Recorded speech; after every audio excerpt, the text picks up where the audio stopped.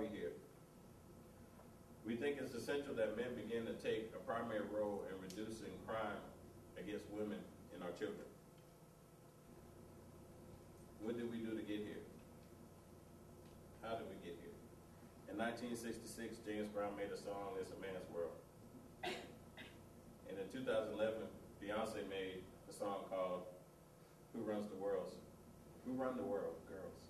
And it's a paradigm shift showing that our culture is changing, but yet we haven't changed.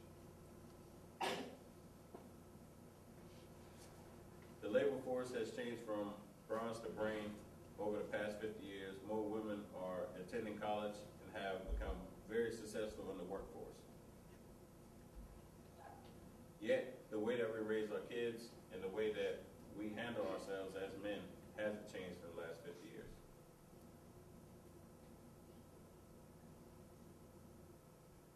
Because women are better educated and have become the primary breadwinner in most families, this change in the family dynamic, and males are now no longer the ones that we expect to be the breadwinner. Sometimes it's the female, sometimes it's the male.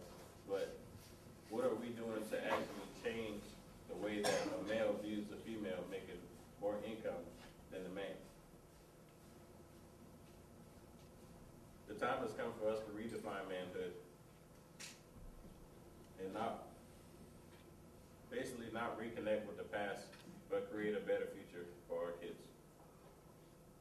The man box. This is a box that men really don't talk about. It's basically inside of that box holds your man card, all the things that make you a man per se.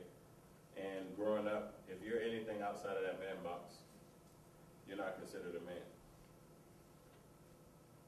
Here in the man box, as you see, men are supposed to be strong, tough, hard, breadwinners, macho, big, athletic, muscular, players, powerful, rich, intimidating, highly sexual. Anything less than that, mama's boys, wuss, chumps, anything less than that, all of those things outside of that box, considered not to make you a real man. And anytime you have a man who shows emotion or cries, he's not considered a real man in the eyes of society. And at that point, you have to ask yourself, if a man doesn't show emotion, if a man doesn't cry, where does that anger go? I like to ask questions. I don't like talking people to death. So I would love y'all to interact. I have a couple questions for y'all also, especially the men in the room. When you hear the term real man, what trait and characteristics do you think that person should have? Dependability. Be ambitious. Ambitious. I like that. Yes, sir. Respect the womanhood. That's number 2 for me. Yes, sir. Selfless. Yes, definitely. Anybody else? Yes, sir. Honesty. Honesty. You need to respect for himself. Got to respect yourself before you respect anybody else. And those traits, all of those are true. But when we look at men nowadays, how much of those traits do we really see? Or when we talk to men and we talk amongst ourselves, how much of those traits do we really carry? Or do we really even talk about with each other?